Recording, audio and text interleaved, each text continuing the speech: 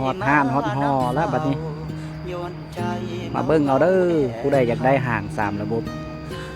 ฮอดห้านเรียบร้อยเจ้าบอกว่าเจ้าหูจากความจริงหาว่ามาที่ตรีทำที่นี่แฟนแม่แปรทินเอาความเนียนความนินมากลิ้งมากลอกหลอกกันซื้อของมาให้ขอบความหวานหวานส่งหา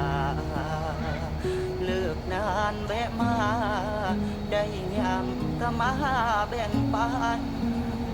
ไผว่าไอ้มีแฟนแล้วบ่ได้มาแซวตัวไปวันมาอยู่กับน้องนานหรือเจ้ารำคาญรับหางลากทอกข้างทีมงานแดงเอามาสต็อกแน่นเนาะเต็มห้างเลยลูกค้าสามารถเข้ามาเลือกเอามีแต่หางใหม่ๆมือหนึ่งเนาะหากับประกอบแล้วเนาะแกเป็นชิ้นส่วนมาเอามาประกอบเอาอยู่ห้างเลย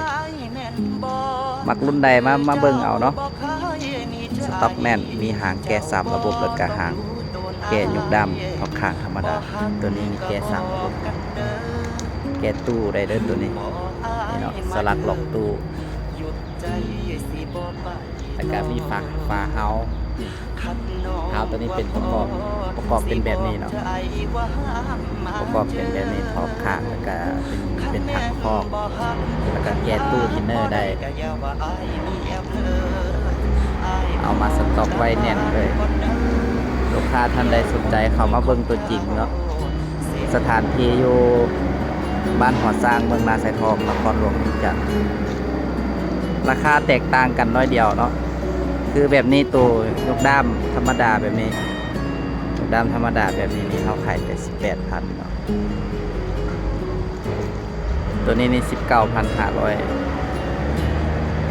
รุ่นเดินกัน 1,500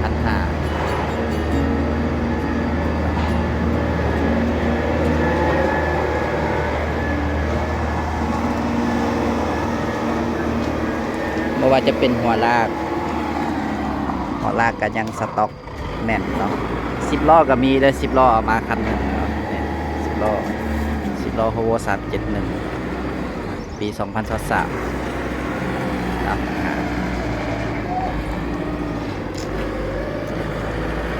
รถเข้ามาห้านสต็อกแน่นเนาะช่วงนี้เข้ามาเลือกเบิ่งได้6 ล้อน้อยก็มีเนาะ6 ล้อน้อยก็มี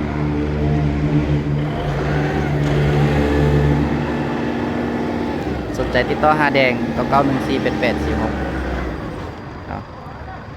ทัก WhatsApp มาก็ได้แดงส่งวิดีโอส่งรูปให้เลย